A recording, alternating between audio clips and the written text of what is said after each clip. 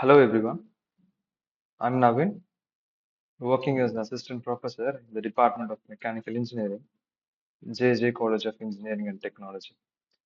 In this session, we'll be seeing on the topic world-class manufacturing as part of course operations management,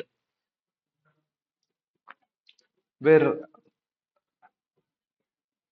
along with the topic world-class manufacturing, we'll be exploring the evolution of manufacturing paradigm, that is the shift from traditional mass production to the world-class manufacturing, where we'll also be discussing the various tools or practices under traditional mass production and what are the practices under world-class manufacturing and the contrast between both the practices. And we'll also be discussing the effectiveness of the new practice called world-class manufacturing.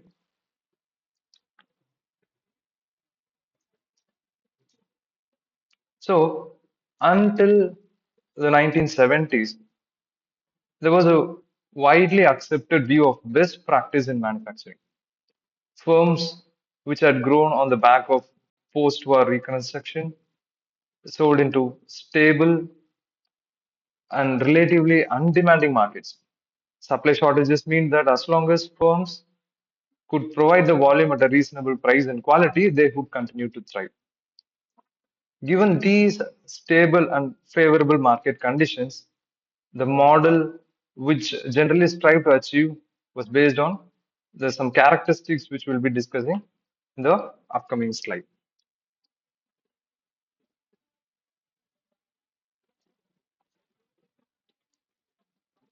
So, in case of mass production, say traditional mass production, logistics were organized around the principle of mass production, where the low cost was achieved through high volume of production. Machinery was thus designed to produce specialized products, and mission changeovers were to be minimized was one of their major tasks. This led firms to hold large inventories of incoming materials.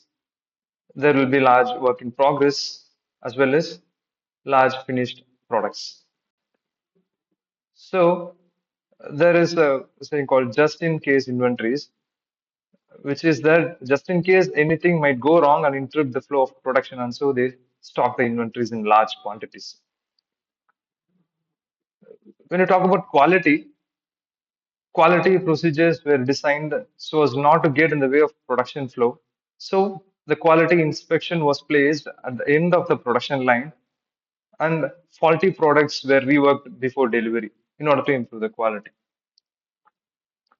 Work organization was designed to support this system, where highly skilled workers concentrate on management, design, quality, marketing, and supervision, and the unskilled workers followed the instructions what is given by the skilled workers, often being paid on the piecework basis in order to maximize the production.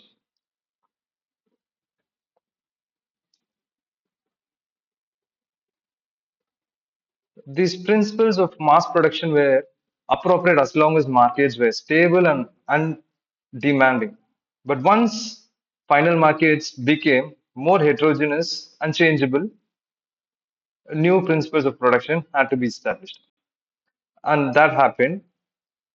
Countries in Europe, also in North America and Japan, these market conditions began to change in 1970s, which is a crucial year. There, what happened is the customers wanted increasing variety and quality and were unwilling to trade off quality against price even. This led producers in these countries to adopt new organizing principles for their production process.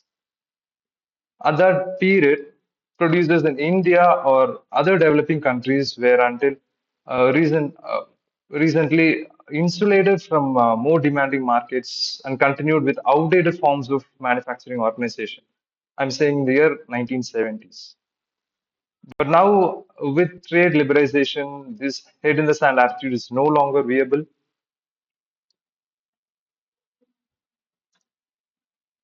This leads to the emergence of world-class manufacturing practices, where the new principle of production in world-class manufacturing or in sharp contrast to the inherited pattern of mass production, namely logistics, namely logistics or designed so that flexibility can be ensured. This means producing in small batches to satisfy varied and volatile markets, which we'll be seeing in the upcoming slides. But the most focus will be on the three things, which is flexibility, quality, and continuous improvement. In that, flexibility particularly talks about flexible logistics. As I said earlier, the logistics are designed so that flexibility can be ensured. This means producing a small batches to satisfy varied and volatile markets. Inventories are organized on a just-in-time basis, and production flows through the plant a single units rather than large batches. So there is a great contrast you can see when it is being compared with traditional mass production basis, where in that case it is just in case inventories. Here it is just in time basis, where whenever the units are required, it will be purchased or taken inside the industry. Attention is paid to rapid mission changeover, and simpler and more flexible machinery is often used. Instead of, and coming to the quality side, instead of checking quality, at the end of the line, quality is assured at each stage of the production process so that no defects are allowed to pass through the plant. And coming to the work organization culture, becomes much more flexible.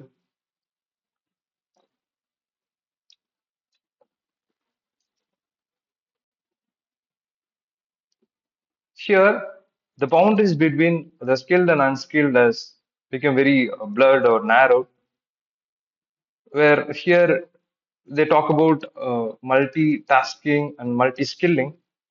The key task here is to develop an organization which focuses on learning and continuous improvement, where the main part here is involving all the labor forces rather than just uh, differentiating the skilled engineers and managers. They involve all the labors or the human workforce within an organization.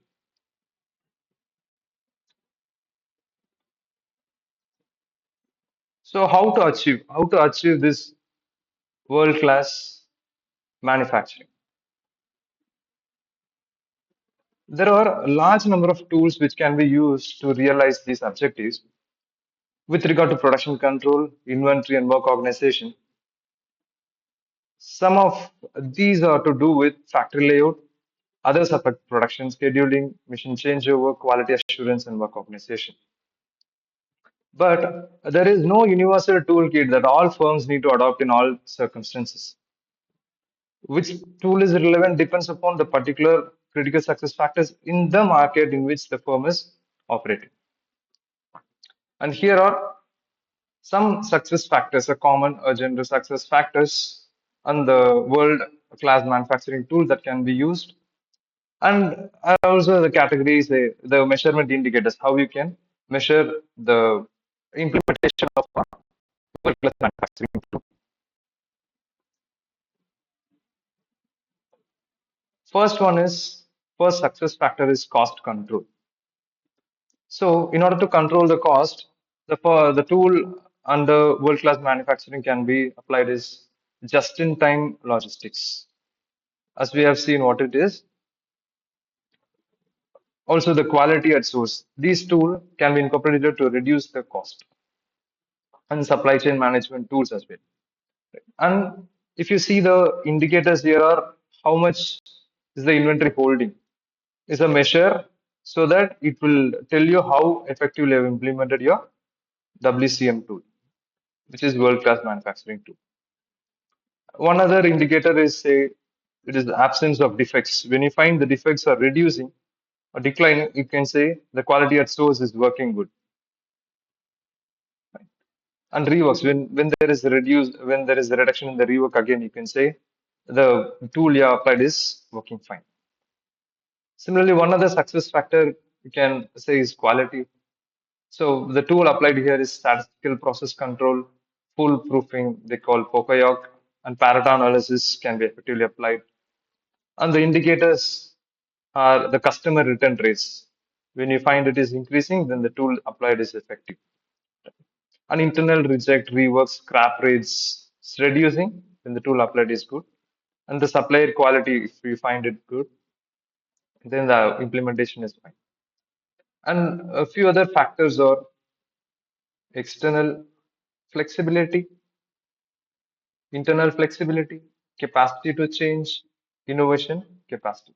Coming to external flexibility, the tool applied here, or in this case, it is just-in-time logistics, quality at source repeats again, which is again for cost control.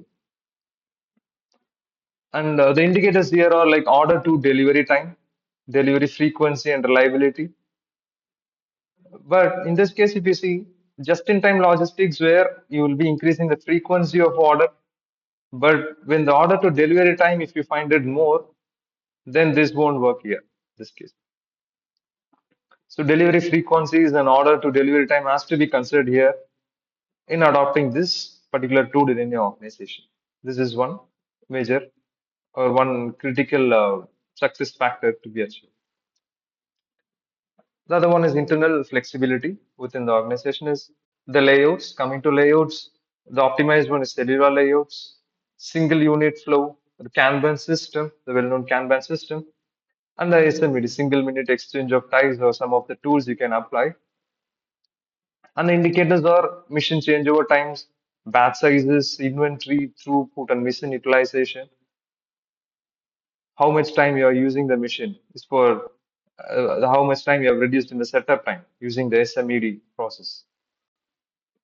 And then capacity to change. As I said earlier, one of the one of the tool in WCM is multitasking, multi-skilling, right? And along with it, the continuous improvements, the Kaizen, quality circles, and incentive schemes would also go good here in this case. So the indicators here are literacy levels, turnover, absenteeism rate. If it is finding less, then it is good. Training expenditure, employee development, and suggestion schemes. Then the last one here can be considered as innovation capacity, where concurrent engineering, new product development techniques, or some of the tool you can apply here. And the expenditure found to be less than it is good implementation and proportion of sales from new products. R&D expenditures and proportion of sales from new products are the indicators under WCM tools in innovation capacity.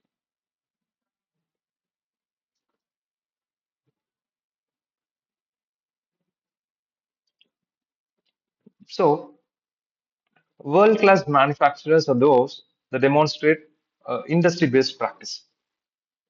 To achieve, this company should attempt to be best in the field and each of the competitive priorities. We usually say the quality, price, delivery speed, delivery reliability, flexibility, and innovation. Organization should therefore aim to maximize performance in these areas in order to maximize competitiveness. However, as the resources are unlikely to allow improvement in all areas, organizations should concentrate on maintaining performance in qualifying factors and improving competitive edge factors. The priorities will anyway change over time and must therefore be reviewed. Achieving world-class manufacturing standards is an essential step in enterprise restructuring, but it is only one of a number of challenges facing the firm. The primary step is to develop a realistic business strategy in which the firm aligns its core competencies with the opportunities in the market. This business strategy will have identified the key critical success factors in the final markets. And it is from these critical success factors that the priorities in adopting world class manufacturing will be identified. And for example, if you take quality, then emphasizers will have to be given to the use of these organizational tools which will best deliver high quality at a low cost. Similarly, if a lead time to satisfying customer orders is critical, if you consider, then the emphasis will be placed on altering production flow and reducing batch sizes in inventories in order to satisfy your customer orders earlier. Many of these changes will diffuse naturally as a consequence of the operation of the market. Firms will be forced to innovate or die. Diffusion may also happen as a consequence of the demands of the lead firms who are forcing change on their supplies. The natural operation of market forces may have forced into bankruptcy some firms which might have survived had they been able to make the necessary changes first. And lead firms may make demands of their suppliers, but the suppliers may not know how to achieve these demands. They will thus be delisted and be unable to thrive, unfortunately. A helping hand can come from the government of the country, which can adopt suitable measures that help to promote the diffusion of world-class manufacturing. So this is about some of the tools under world-class manufacturing, and we have seen the contrast of how the traditional mass production with the world-class manufacturing practices, and and we also seen how to achieve this world-class manufacturing. So hope you understood the topic. Thank you, and please do give your feedback to the respective mail IDs. Thank you once.